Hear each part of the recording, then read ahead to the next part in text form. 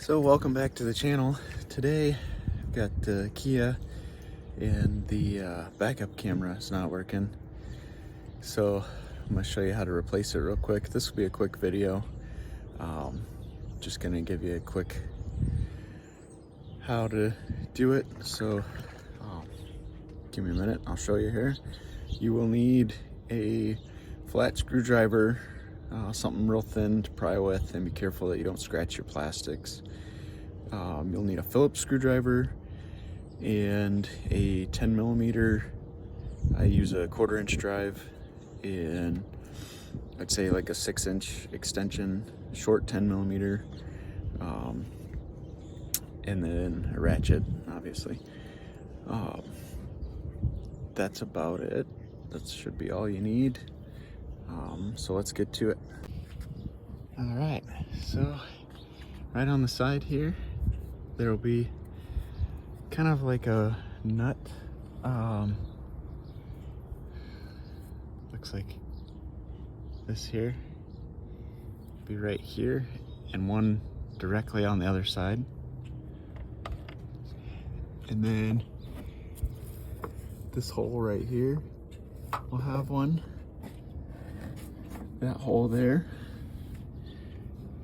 right up there in the center.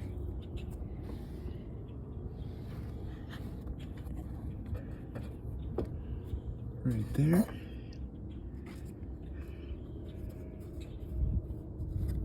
Up there. And another one of those nut things here. And then once you remove those, start on the outside corners. You're probably better off pulling your taillights out, but you start outside here and just work your way in across, and you can see all these square holes. It's these blue plastic clips. Some of them broke, they're kind of brittle. Really doesn't matter, you can replace them if you want, but that bolt there,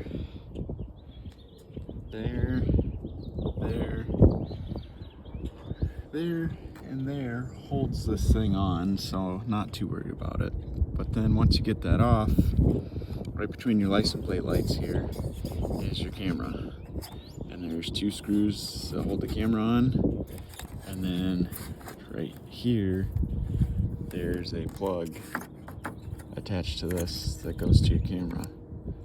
And take 2 screws out, undo this plug, and then that plug slides off and you can pull your camera out. And that's it.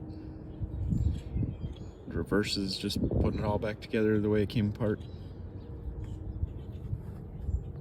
So there you have it. I'm gonna slap this back together, and if I run into anything I'll update, but otherwise that's it. Pretty simple video. I guess it'd take you probably half hour, 40 minutes, depending on your skill level and if you have all your tools ready and everything.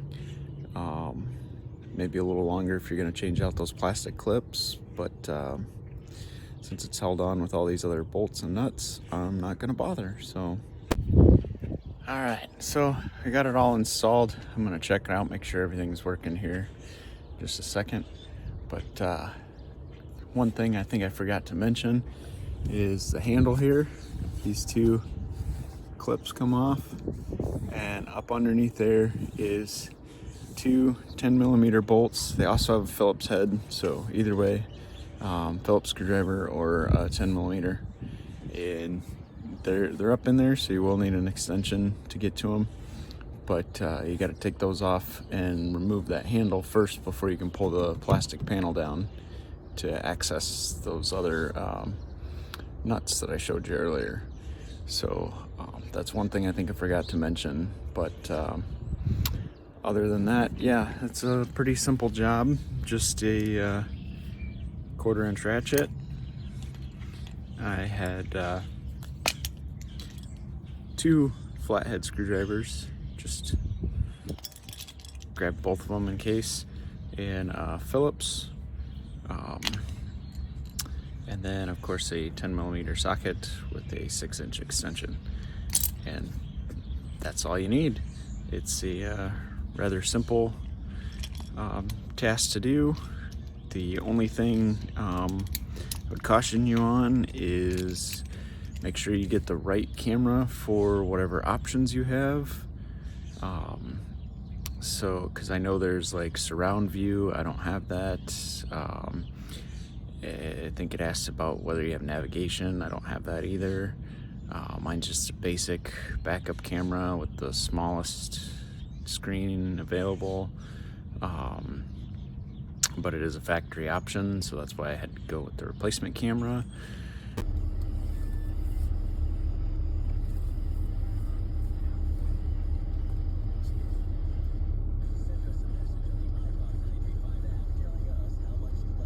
So there you go, it's all fixed.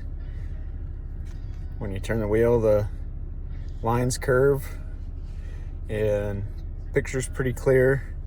So that's it. Fix the backup camera. I hope this inspires you guys to do this on your own vehicle.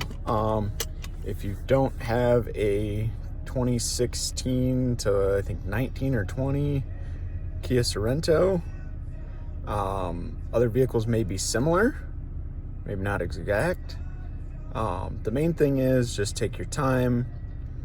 Most things really aren't that complicated, and when you're dealing with like plastic panels like that, just take your time, be very careful, don't be very forceful, and you can figure it out.